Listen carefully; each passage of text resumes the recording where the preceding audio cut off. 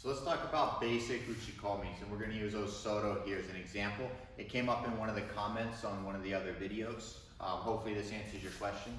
We're going to use a belt diagram here just to give us some quadrants that you guys can better understand the theory into why we're doing what we're doing and when we look to attack, so that as you're moving a lot when you're doing judo and you're shuffling around, you'll notice that the actual relationship between you and your partner or you and your opponent doesn't necessarily change no matter how much moving or how physical you think you're being. It's important to make sure we change actual locations so that the perspective changes between you and your partner. What I mean by that is if me and him are looking at each other right here, hands on shoulders, there you go.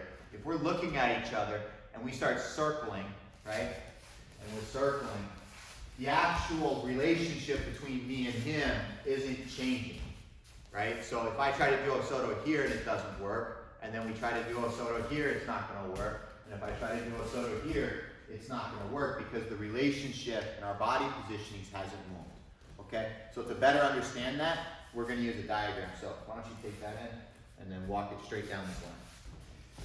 There we go. We'll lay it down. Perfecto. And then I'll give you that one, you go over there, and we'll go right down here, down the center, okay? Perfect, and we got these boxes. I'll have you stand on this side for now, and then split your body right down the center towards the camera. There we go, toes kind of close to the line. Nope, like the front line, shoulder width, there we go.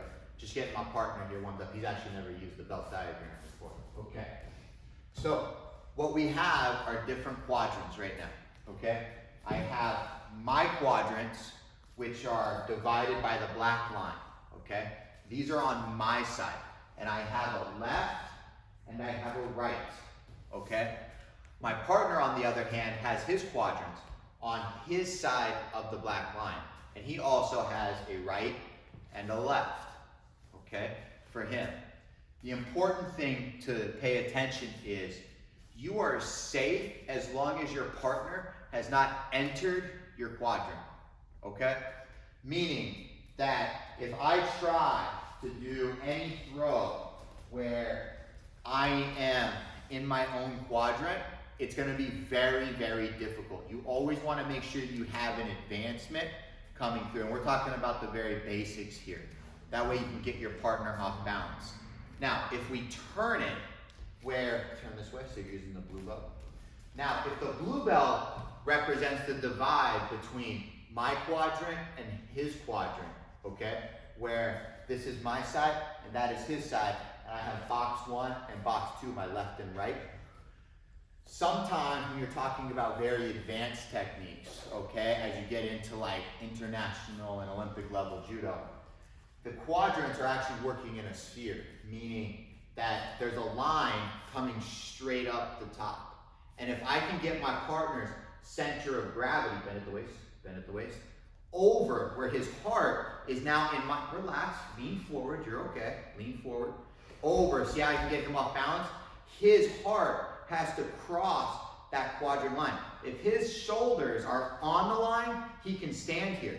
But if his feet are here, and I move his shoulders above that line, he starts to fall. So the three-dimensional space, as you get more advanced, plays a role where I can leave my feet in my quadrant, but I have to be able to get his heart and his shoulders into my quadrant, half his body. Or the inverse works where I can leave him in his quadrant, but I have to get my lower half into his quadrant, okay? So that's pretty much what we're doing here, and we're gonna demonstrate with something as simple as Soto. So we're gonna go back to the other side, and we're gonna stand here a little bit like shoulder width. Nice, simple, relaxed stance, shoulder width. A little bit more. There you go. Okay, so now we're gonna use this where we're doing Soto.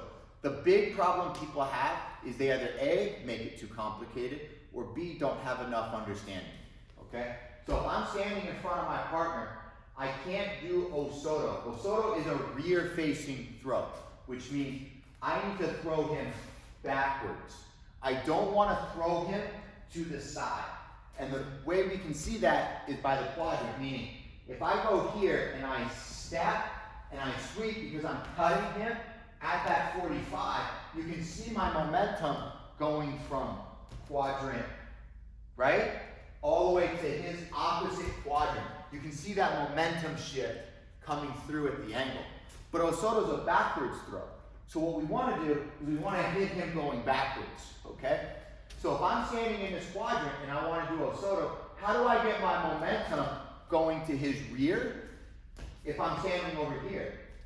The reality is you don't. You have to have both your feet in the quadrant to the left. Now I can attack and I can get my momentum going straight to the rear, okay? So I always want to start off to the side, so I'm in one quadrant while my partner is split into two. Now I can take my one step, sweep through, and I can throw that momentum straight through to the rear, which is the proper direction for an Osoto from the very basics, okay? So if we take our grips, and I start here off to the side, now, boom, I can hit, and I can advance my foot into my partner's quadrant, because that's an important key, remember. I want to advance into it, okay? So I'm changing positions from neutral to an attacking position to a threatening position by invading his space, okay? So I'm going from neutral to attacking to invading his space to actually be able to throw, okay? And that's the big thing, a lot of people, why they miss Osoto, is they don't actually invade their partner's space and get into those really threatening positions. What that looks like is they change their angle here, but then they do this. And what happens when you do that, if we change sides, is you'll see that his shoulders never actually come past because we hit each other on the line, which means I can't actually score. So if I go here and I don't step across and I pull, we get stuck where we're both in this neutral position right down the center line. And that's not what we're looking for. I want his momentum going back. I want to invade his space. Boom. And now I can get that momentum and throw all of my energy into the rear. Here. Boom. And I'm invading his space. I'm coming back to mine, and I'm invading his space. Okay? Basic uchikomi. Nice and light, hitting every bit. Okay? Now, as you get comfortable with that pattern, you can add to it. Let's go back to the other one. Once you're comfortable with the basics, now you can go into the movement part of it, where I go from neutral, boom, into my quadrant, bang, bang, bang. And now you can add a little bit of flow to that motion, okay? As you get more advanced, and you can use those quadrants in a good, safe, easy to understand position where now my uke knows exactly where to be from time to time. Boom.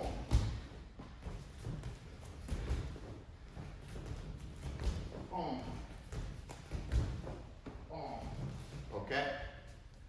Now, as you get better, we can change the angle, okay? I'm going to pull and we're going to change quadrants. Boom. Hit the corner.